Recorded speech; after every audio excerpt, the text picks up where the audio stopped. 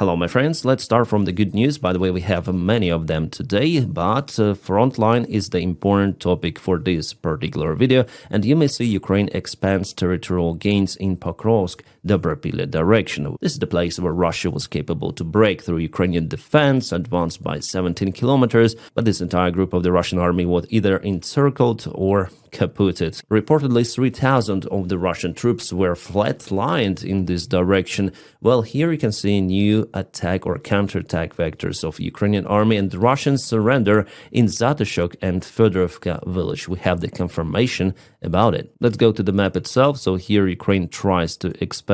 For now it's the gray zone because maybe Russia acts with their sabotage groups here, but mainly Ukraine breaks and takes initiative. So here we have the reference to OSINT analytics. They show some of the Russian troops placed in this region, geolocated indeed. So before Russia reported that they advanced, but no, Ukrainian soldiers take Russian soldiers' POVs near village of Fedorovka. We have it here. And the same thing is nearby. Here's the reference. Ukrainian soldiers captured 9 Russian soldiers near Zatushok village. So this is the road.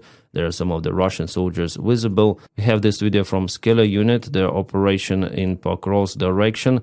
There Russians were imprisoned, so those are Ukrainians being interviewed and Russians shown here. This is the Russian soldier who was imprisoned, and Ukrainians tell how they did this operation. Yeah, those Russians were definitely lucky out there. Probably that's the only reason, guys, for me to have the Twitter account, because there are still lots of the OSINT analytics, so they share their data here, and in many of the cases with very low censorship. So I analyze this data and I share it with you. But my account there, I sometimes post something, but not very actively as on Telegram, for example. So I hope that Ukraine will push Russians closer to this. There is the tiny little river here, and Russia cannot put reliable logistics, but Ukraine absolutely should push Russians away from this entire place, because Russia wants to strike this area once again. So all of those bridgeheads, they might be potentially used by Russia for the further expansion. And the Rodinsky situation is also very important for Pokrovsk and Mirnograd. As we know, Russians already entered the settlement with a small group of the forces. For now, they were repelled, and Ukraine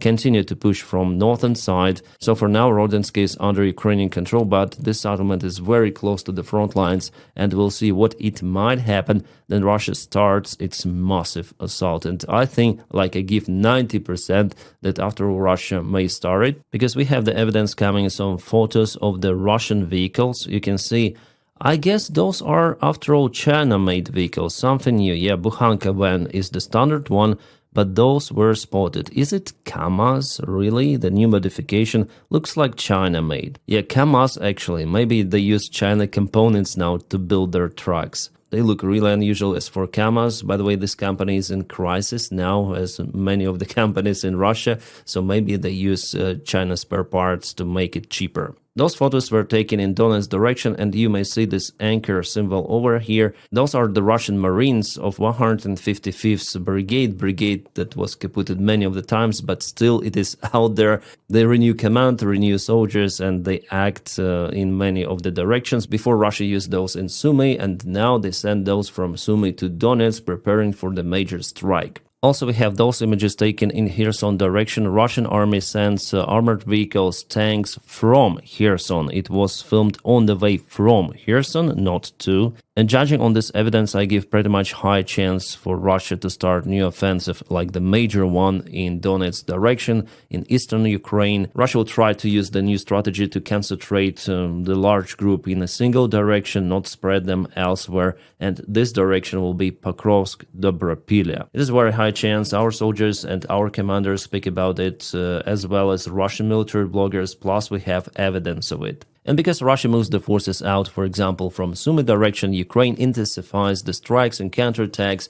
For example, for the last 24 hours, Ukraine propelled a little from Kindrativka village. We have it here from the Maiko 73, and we have the same data coming from the NOAA reports. Here I would say that Ukraine is almost touching Russian border. And I think that Konstantinovka will be next for Ukraine to liberate, because here supplies for the Russian army, they're not really good, I would say, supply lines. We'll see. Ukraine is very active in Sumy. And in direction of Kupiansk, I would say there is no change. Ukraine tries to push Russians in Moskovka. That's how they call the settlement. And I already said yesterday about this flag operation where Russia sent their flags either by drones or by infantry forces. But just 1 or 2 men who were sometimes even wearing civilian uniform or civilian clothes went to the city and put the flags, made the photos with drones, and in some of the cases were flatlined by Ukrainians. And all of that is done just to show the Russian high military commanders, maybe to Gerasimov himself, and later on he shares this information with Putin, that the Russian army, for example, entered the central part of Kupiansk, then in fact it is not like that. Those are just crazy kamikaze missions for nothing. Russia just sends their soldiers for one way, let's say. Yeah, again, we have photo from Kupiansk. This is the Russian flag operation that went terribly wrong for Russia. And more from Kupiansk, we have this area in Kidrashivka where Ukraine uses mortars to hit Russian positions. Russians are hiding in this forest patch. And there is, I would say, the only direction where Russia definitely gains the ground. For example, in Novoselivka, they definitely went there with substantial amount of the infantry forces. So those flags are, I would say, real. Yeah, we have the geolocation, and before Ukraine was successful in pushing the Russians out from Novoselivka, but Russia sent some of the reinforcements. I would say that defense of Ukraine in this region is the weakest one, and this is the border with Dnipropetrovsk Oblast. Novoselivka is on territory of Dnipropetrovsk already. So if Russian command was smarter, they would concentrate the big attack forces maybe even in this direction, but they want to attack in Pokrovsk. It is clear that they don't want to change their main goal. And here Ukrainian defense is, I would say, the most significant from entire front lines. So the outcome for their upcoming attack, you may understand it, it's going to be the same as in 2022. Then the Russians went to Kiev with all of those big long convoys, but now Ukraine has drones and everything. So I expect the Russian army to really suffer if they want to attack with those convoys once again, and it seems like they want to do it. Let's go to the other source, Deep State Military Map. They say that definitely Russia moves towards Novoselivka. It was yesterday. Today they've took this tree line and a couple of the fields under control, and also their presence was definitely confirmed in Novoselivka. However, all of the analytics put it into the gray zone still. It's interesting. In Kislivka, Ukraine pushed Russians a little, so yesterday, today, maybe it's just the clarification of the military map, really nothing.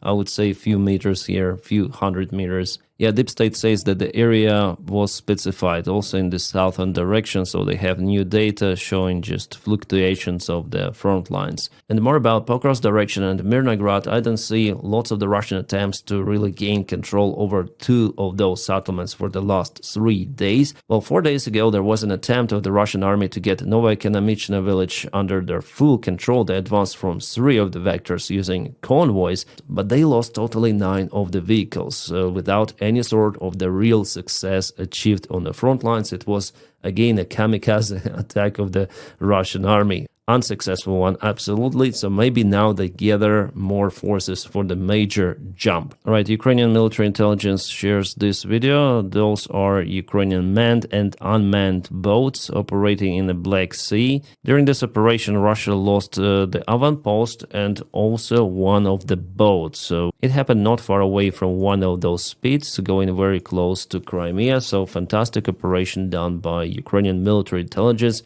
that continue to operate else, even on the sea. Well, sometimes Russia intercepts Ukrainian drone boats, like for example in this case, drone was kaputted in the Black Sea also. But Ukraine has many of them, and they are still in production. Magura 7 is the most popular one, but sometimes, yeah, those operations might be intercepted by Russian aviation. That's why sometimes Ukraine installs air defense missiles on those drone boats. So I would say it's very risky for Russia to use aviation here. But it was probably the Russian attack drone Orion, which is the analog of the Bayraktar TB2, but I'm not sure about it 100%, but looks like it. Well, here Russians confirmed that definitely it was Orion drone, but it was used just for surveillance mission and also to film the stuff. But the strike itself was conducted by another drone, Lancet. So Russia uses Lancets on the front lines as well as to secure their waters close to Crimea, for example, occupied territory of Ukraine. While Russia lost S-300 air defense, we have the video about it shared by Ukrainian defenders, drone cameras. So Russia was transporting This system software, it was accompanied by two of the vehicles. As you may see, it is a launcher of S-300, and yeah, Russians started to run after they heard the drone, and with the drone drop, the system was definitely kaboomed. It is wow. 100% it is not a decoy. Just look at this kaboom. It is really, really huge. Yeah, the rocket fuel does those kind of the fireworks, outstanding ones. Awesome hit by Ukrainian defenders. It means that Russia puts S-300 systems very close to the front lines, because for the last few months Ukraine started to use aviation more on the front lines. Russia tries to do something with it, but you see it's not going well for them. And here's one more Buk air defense. You may see Russians try to hide it in this hangar. But later on, Ukrainian drone visited the place, and yeah, it was kaboomed again. There's the vehicle. It was already devastated, but there was, just in case, the second strike on this one. Plus, one more Buk air defense was chased by Ukrainian drone. It was a drone drop on this one, and again, big kaboom, this time of the Buk air defense. Buk M1, as it was reported. My friends, I'm gonna film one more video, I hope very soon, with general news update, because I have something to say. We have good news and concerning news as usual, so bear with me for more updates, and many thanks for my Patreon supporters who continue to motivate me to film more and more. The link for my Patreon page, if you want to support me, just in the video description below. Thank you guys also for watching this video, for pressing your likes, subscriptions. You're just awesome. I wish you all a peaceful sky wherever you are, and have a great time.